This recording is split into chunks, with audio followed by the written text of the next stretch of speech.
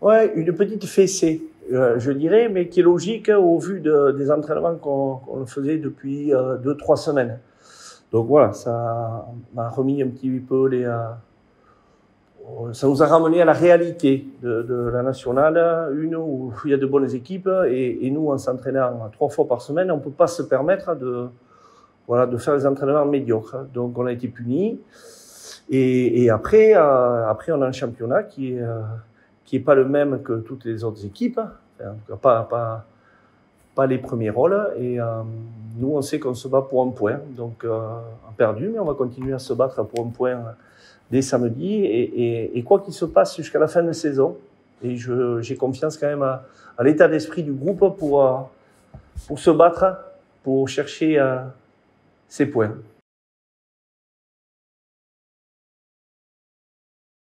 Exactement.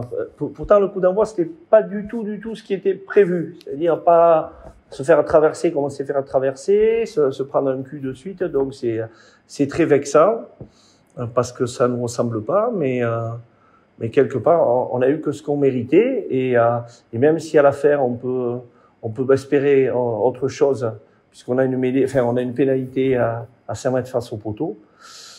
Voilà, on l'a mérité cette défaite et c'est fort dommage parce que Bourg-en-Bresse mérite sa victoire, mais n'est pas la meilleure équipe qui est venue à Comberlain, loin s'en faut.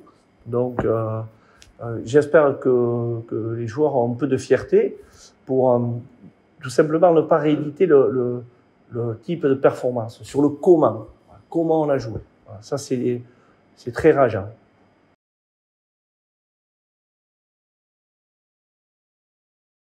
Je suis pas d'accord parce qu'à la fin du match, j'ai entendu une tribune pleine encourager les joueurs à la 80e minute, donc ils y étaient. Mais après, s'ils ont été silencieux le reste du match, c'est peut-être parce que on a réellement été mauvais. On a été mauvais. Il y a des joueurs qui n'ont pas été à la hauteur du tout.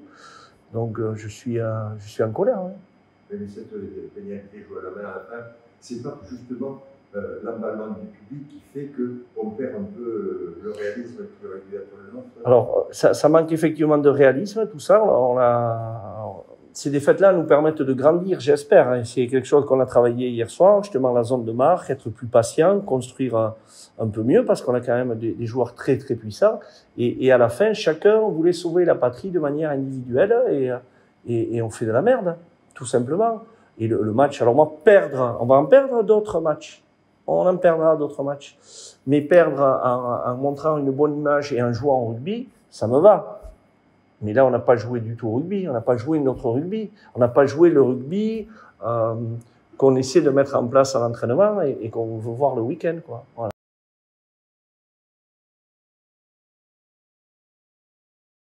On avait quelques blessés, donc je dirais que ça permet à ces quelques blessés pas tous malheureusement, mais de revenir. Emiliano Correa sera parmi nous, je pense, ce week-end.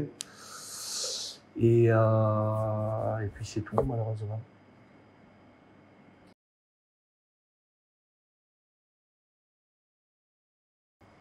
Nous, de notre côté, on sait qu'il faut qu'on mette plus d'engagement, surtout à domicile où on doit tout donner. On a le droit de perdre des matchs, comme dit Christophe, mais si on le perd, il faut qu'on ait tout donné sur le terrain. Qu'on joue au rugby aussi, parce qu'on n'ose pas trop se faire la passe de plus, ce qu'on fait bien à l'entraînement. Et c'est ça qui va nous permettre en fait, de trouver des zones libres et de breaker. C'est en faisant notre jeu, en fait, comme on faisait l'an dernier, comme on a fait en début de saison. En jouant au rugby, on pourra inverser la tendance.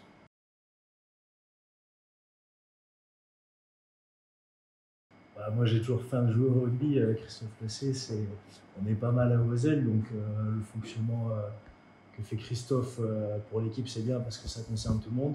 Mais nous, quand on joue pas, on a vraiment envie de jouer. Surtout quand on voit les matchs à domicile avec ce public, ça donne la rage de retrouver les terrains. Donc, voilà.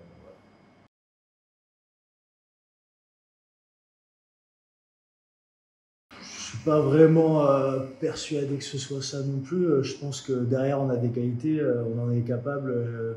Contre Massy, on avait quand même breaké pas mal de fois derrière. Après, c'est sûr qu'on se doit de faire mieux. mais ça passe par le collectif. En fait, si devant on arrive à bien avancer à faire le break, nous derrière ce sera beaucoup plus facile. Et je suis sûr qu'on est capable de percer pas mal d'équipes. Et voilà.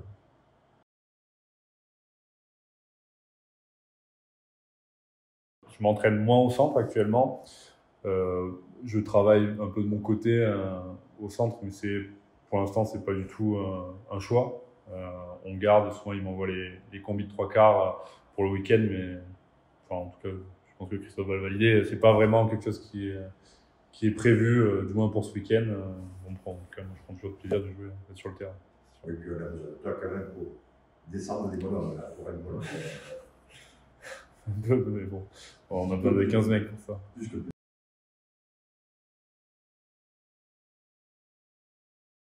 Pas du tout, pas du tout. C'est pas, enfin, on a les stats, hein, c'est sûr, maintenant c'est un peu la compète, hein, en troisième ligne. Justement, c'est une compète saine, hein, on essaie de chaque week-end d'avoir le plus grand nombre de plaquages. Mais bon, c'est pas. Le but, bien sûr, c'est le score final, hein, c'est pas vraiment les stats personnelles. Meryl, il travaille énormément. Voilà, il travaille énormément. Et c'est effectivement un gros plaqueur, mais c'est pas qu'un plaqueur, c'est un très très bon joueur de ballon.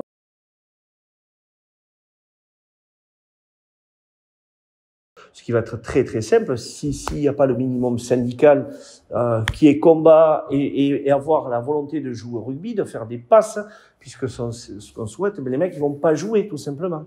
Voilà. Le choix, aujourd'hui, effectivement, on fait tourner énormément parce qu'on a envie de satisfaire tout le monde, mais il faut pas que ce soit gratuit. Il faut en retour, moi j'ai envie que des mecs qui se dépouillent sur un terrain, qui soient généreux, qui soient collectifs, qui soient pertinents sur les choix tactiques, qui connaissent les stratégies, et on n'amène pas ça. Et je me demande si c'est pas un manque d'humilité de certains joueurs. Donc, ouais, je suis en colère. Je suis en colère.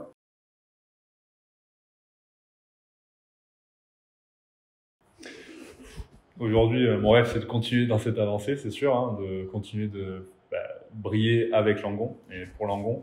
C'est vrai qu'on a la chance d'être dans ce groupe. Depuis 2 ans, c'est vrai qu'on ne sait pas.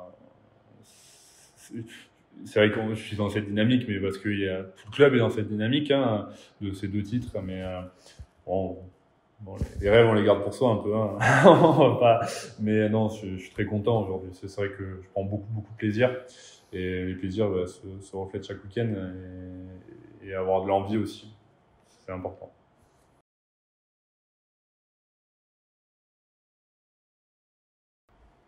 Pourquoi ? Qui tu voyais à la place ?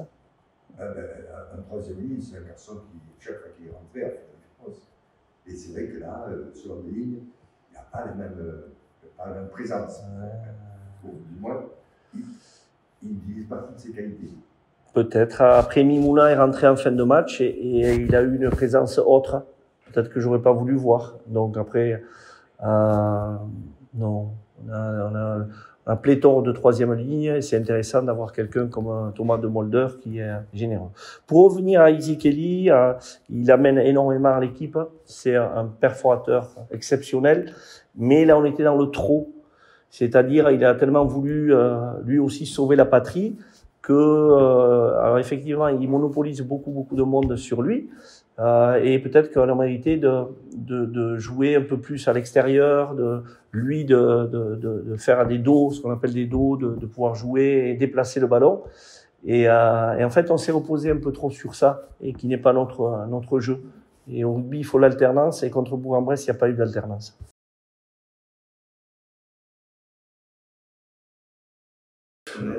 Bien sûr que nous, bien sûr qu'on regarde, et Carcassonne est une grande équipe complète, très solide devant, troisième ligne puissant. Jordan Pouletoua au centre qui, dès qu'il a un ballon, il casse la ligne, il met de la continuité. Et, voilà, c'est une belle équipe. Mais après, si on est au rendez-vous, comme nous l'avons été à ce début de saison face à aussi des grosses équipes de National 1, je sais qu'on pourra rivaliser. Maintenant, tu peux pas rivaliser si t'as pas une conquête aérienne qui est pas bonne, si dans les rucks tu rentres en mettant les mains devant et si t'es pas présent en défense. Hein. Voilà, il faut qu'on retrouve l'état d'esprit, l'agressivité qui doit être à la nôtre, que nous avions en début de saison. Si on a ça, quelles que soient les équipes, on sera en mesure de rivaliser. Je ne sais pas si on va gagner, mais au moins rivaliser.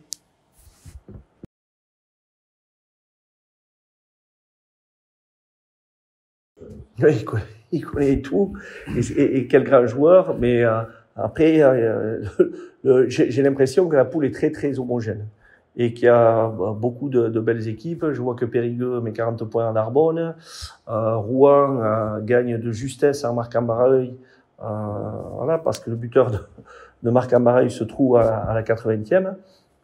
Donc j'ai l'impression que voilà, il y a des grosses équipes, mais à la maison, les équipes comme nous, de la deuxième partie du tableau, rivalisent, ils font mieux que rivaliser, quoi. Donc le challenge, il est là, tout simplement.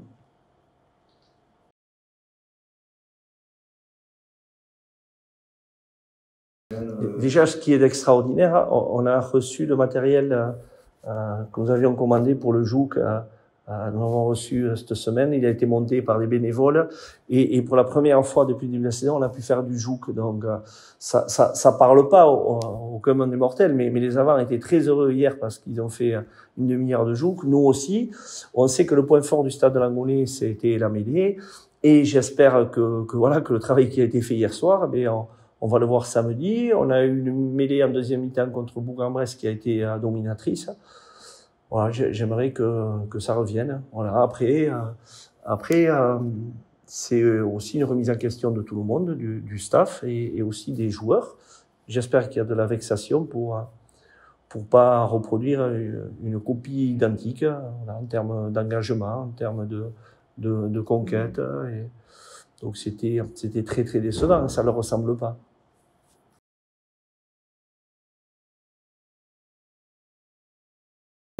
Après, je vais vous parler des saisons précédentes où on perd à la maison, on est 2 fois champion de France. Alors, je vous rassure, on ne sera pas champion de France cette année, mais par contre, on va gagner encore d'autres matchs. On va gagner beaucoup d'autres matchs. Donc, le challenge, il est tout simplement prendre et donner du plaisir face à de belles équipes et en jouant bien au rugby. Et je répète, on voit quand même des beaux matchs de rugby et des belles équipes à Comberlin. Et d'ailleurs, je vois le monde qu'il y a et je sais qu'il va y avoir encore beaucoup de monde samedi. Et c'est très excitant. C'est très excitant de jouer dans des stades bruyants et colorés.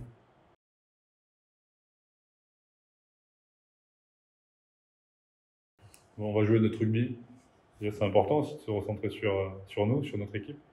Et ensuite, on va les accueillir comme on le fait depuis le début de l'année.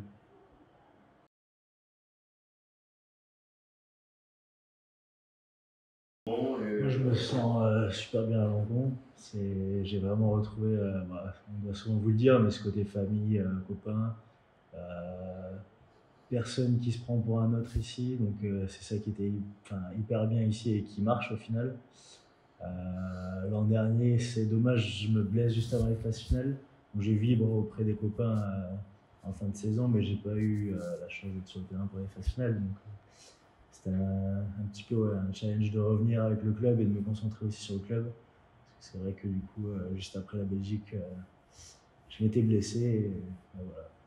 Est-ce que tu peux faire justement une parenthèse sur ta carrière internationale avec la Belgique, des échéances un peu passées, cérémonies? Avec la Belgique, on participe aussi Nation B.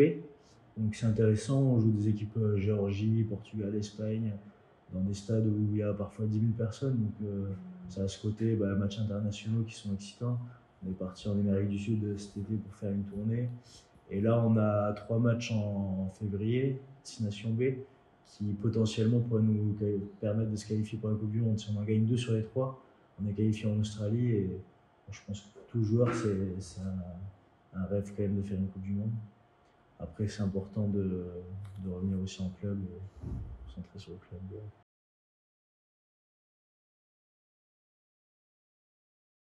Il y a quelques doublons, 2 sur N3. Christophe, ça t'embête ou... Non, du tout. Voilà. L'autre jour, je lui ai piqué un peu peut-être, parce que un peu. Tu m'emmerdes pas à jouer la Suisse, c'est bon. Tu as joué les grandes nations, voilà, comme la Géorgie, le Portugal et l'Espagne. Et la Suisse, ça reste avec nous. Donc, voilà. Mais après, non, là, je suis très content pour eux, je les encourage et j'ai toujours laissé partir les mecs en sélection. Et c'est bien pour eux, c'est bien pour le club.